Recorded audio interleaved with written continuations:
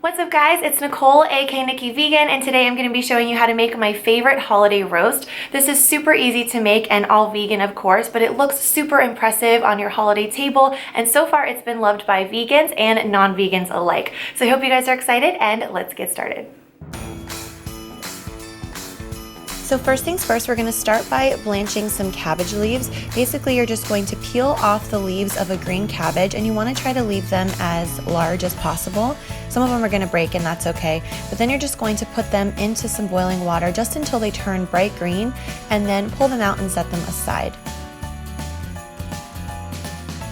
Then we're going to move on to our nuts. You're going to need about 1/4 cup of pine nuts and about 3/4 cup of cashew nuts. I actually also threw in about a tablespoon of walnuts just because I had them and I figured why not, but overall you need a cup of mixed nuts that is primarily cashew.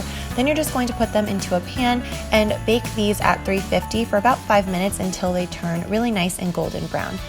In the meantime, I go ahead and saute some veggies. So here I have 1/3 cup of grated carrot and 1/3 cup of red onion, and I sauteed that in about a tablespoon of grapeseed oil, but you could also do water or veggie broth if you like. And then once those have softened after about 2 minutes, then you can add about 1/2 cup of very finely chopped mushrooms. You want to make sure that all the veggies in this are very, very small so that you don't have big chunks later on. Then it's time to make the filling. So for this, you're just going to need 1 cup of chickpeas and 1 cup of green lentils. I get these pre-cooked from Trader Joe's in the salad section, but if you don't have a Trader Joe's near you, you can just go ahead and steam some green lentils and then add 1 cup to your food processor and pulse these together until they're very finely mixed. Some pieces are going to be a little bit larger than others, but you want to make sure that overall they're very, very fine. Then I add 1/3 cup of sliced black olives just straight out of the can, and then I add the nuts that I've grounded up in the food processor. Again, you want them to be very, very fine because you don't really want any big chunks in this dish. So I add all of that together along with the sauteed veggies, and then it's time to season.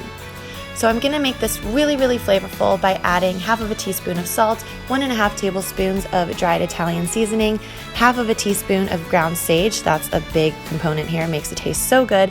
And then also 1/2 teaspoon of ground cumin and 1 tablespoon of soy sauce. Then it's time for the secret ingredient, which is vegan Worcestershire sauce. I don't know how to say it, but I do know that it tastes so good. It's really the thing that gives this dish a really meaty, authentic flavor.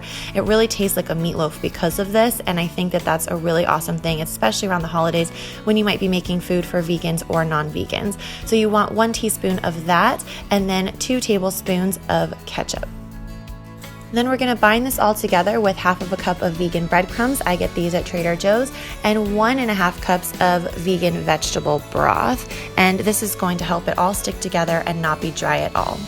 Then you're just going to mix this all together until it's very well combined. You want it to be very sticky and almost have the consistency of like a pate or something. It needs to be really, really moist so that it doesn't dry out in the oven.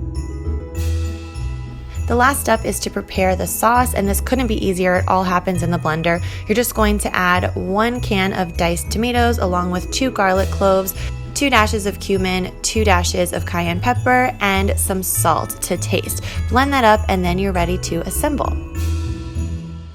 And then I'm going to take a loaf pan and add about 1/3 cup of the sauce to the bottom, and then start layering in the cabbage leaves. You want to make sure that they cover the bottom and then also kind of drape over the sides because we're going to wrap this up later on. Then you want to go ahead and add your veggie mixture, and it's going to look like it's not all going to fit, but it will. You just need to make sure that you really press it down and make sure that it's very compact. And then you're going to drape the remaining cabbage leaves over the top, and then if there's any holes on the bottom, you can take some of the smaller pieces of the cabbage and just make sure that it's totally covered.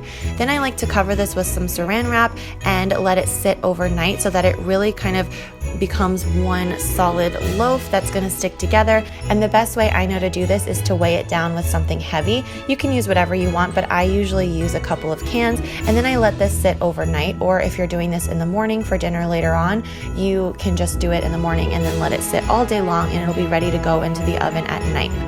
So once it's rested for about 8 hours, you can remove the cans and the plastic and bake it at 375 for about 45 minutes. Then you want to let it sit for about 15 minutes without cutting into it, just to make sure that it all holds up. And then with a sharp knife, you're just going to cut it into slices just like a meatloaf and serve it with some of the leftover tomato sauce that I warm up on the stove. That's like my favorite part of this. The sauce makes it taste so good.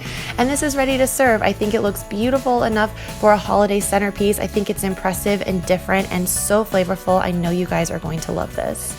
I put a ton of information in the description box below, so you guys, if you have any questions about this or you just want a little bit more like detailed instruction, go ahead and click the description box because I wrote it out in its entirety for those of you who are like me and you just want to know every single detail so you feel really comfortable. I put all that in the description box and hopefully it will be helpful for you guys. And if you make this recipe, this one in particular, I would love to know what you think. I would love to see pictures of you guys having this at your holiday table. That would just be so cool. So snap a pic and tag me on Instagram at NikkiVVegan, and I will see you guys in a video very soon. Bye!